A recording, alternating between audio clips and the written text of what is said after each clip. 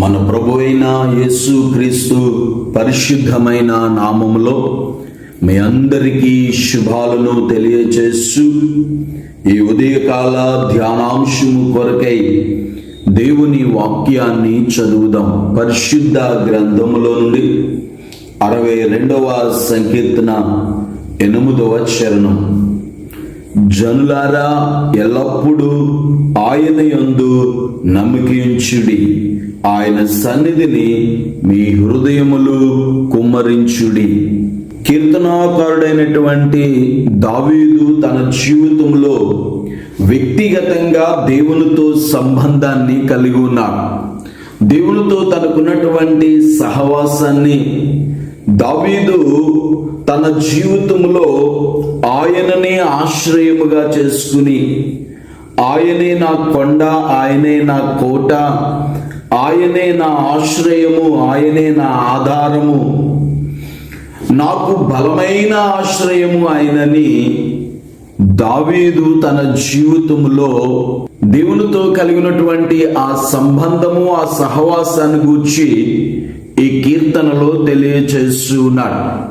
దావీదు జీవితంలో ఎన్ని శ్రమలు వచ్చినా, ఎన్ని కష్టాలు వచ్చినా దేవునిని ఆశ్రయముగా చేసుకున్న కారణము చేత దావీదు జీవితంలో ఏ పరిస్థితుల్లో కూడా దావీదు భయపడలేదు, దావీదు అధైర్యము చెందలేదు.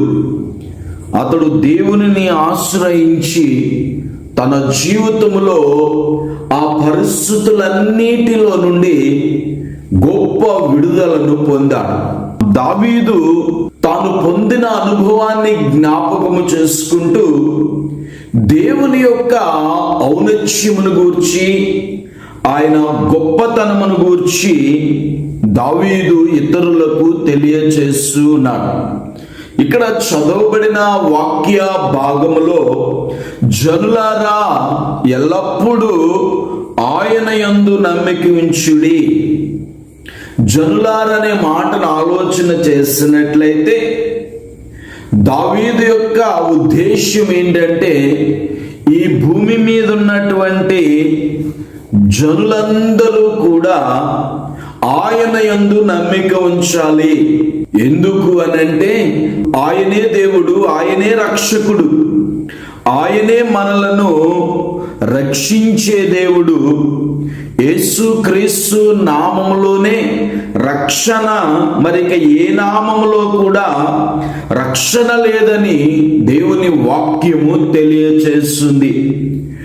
దేవుని నామమును ప్రతి ఒక్కరూ కూడా అంగీకరించాలని, విశ్వసించాలని, యేసు నామములో ప్రతి మోకాలు వంగుతుందని దేవుని వాక్యము తెలియచేస్తున్నట్లుగా ఆయన తప్ప ఇంక ఎవరు మనల్ని రక్షించలేరు, మనకు రక్షణ కలగచేయలేరు. ఆయన నామము యందు మనందరము నమ్మిక ఉంచి ఈ లోకములో మనము జీవించాలని దావీదు సాక్ష్యమిస్తూ ఉన్నాడు. దావీదు తెలియచేస్తూ ఉన్నాడు. సహోదరి, సహోదరుడా, జనులందరూ కూడా ఆయన యందు నమ్మిక ఉంచినప్పుడు ఆయన అద్భుతమైన కార్యాలను మన జీవితంలో ఆయన జరిగిస్తాడు. మరి ఉదయకాలము మనందరము ఎవరిని నమ్ముతున్నాము? వేటి యందు మన నమ్మిక? వేటిని మనము ఆశ్రయించగలుగుతూ ఉన్నాము?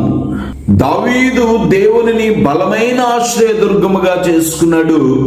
ఆ కారణము చేత దావీదు జయం పొందాడు. అంతకంతకు దావీదు వర్ధిల్లుతూ వచ్చాడు. ఒకటే, జనులందరూ ఆయన నమ్ముకోవాలి.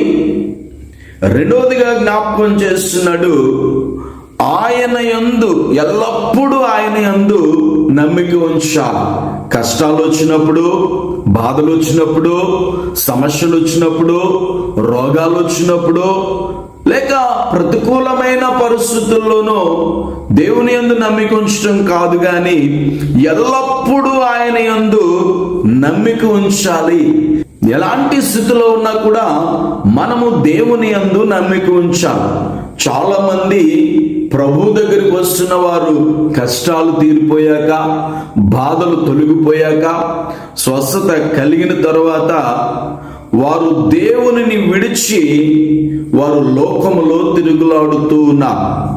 చాలా మంది దేవునిని మర్చిపోతూ కూడా ఉన్నారు. సహోదరి, సహోదరుడా, ఈ ఉదయకాలము మరి నీవు ఏ స్థితిలో ఉన్నావో ఒక్కసారి నిన్ను నీవు పరిశీలన చేసుకుని ఎల్లప్పుడూ నువ్వు దేవుని యందు నమ్మిక ఉంచితే ఆయన మన జీవితంలో అద్భుతమైన కార్యాలను ఆయన జరిగించే దేవుడు.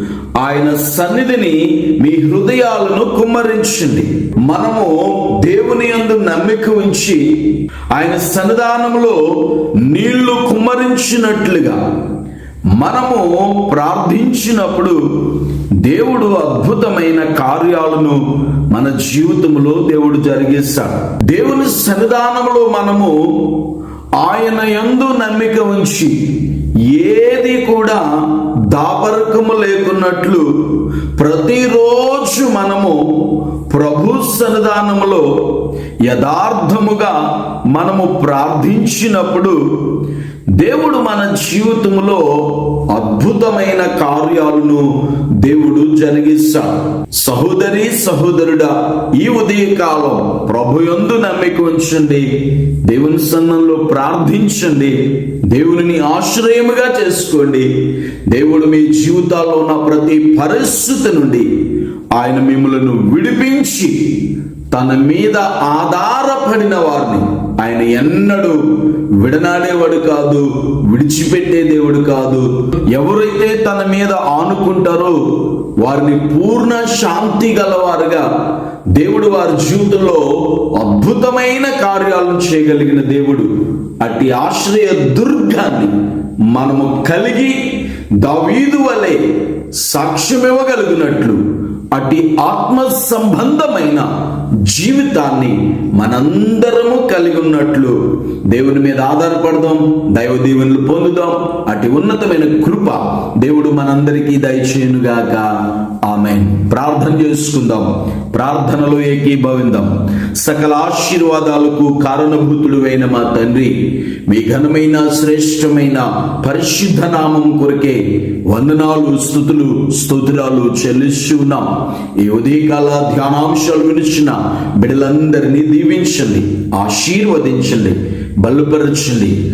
అనేక మంది రోగముల చేత, బలహీనతల చేత, జ్వరాల చేత బాధపడుతూ ఉన్నారు. ఈ ఉదయకాలము అట్టి వారిని మీ గాయపడిన హస్తాలతో మీరు ముట్టి స్వస్థపరిచి మంచి ఆరోగ్యాలను వారికి దయచేయమని ప్రార్థన చేస్తున్నాను. ప్రార్థన అవసరత కోరిన బిడ్డలందరి పక్షంగా మీరే మేలు చేయమని, వారికున్న ప్రతి పరిస్థితుల్లో నుండి గొప్ప విడుదలను కలగచేసి వారి జీవితాల్లో శాంతి సమాధానాన్ని కలగచేసి మీ ఉన్నతమైన కృపతో నింపి ఆ నిశ్చయత్వము చేరు వరకు మీరు తోడుగా ఉండి నడిపించమని యేసు నామములో ఈ మనవులు అడుగుచున్నాను పరమ తండ్రి.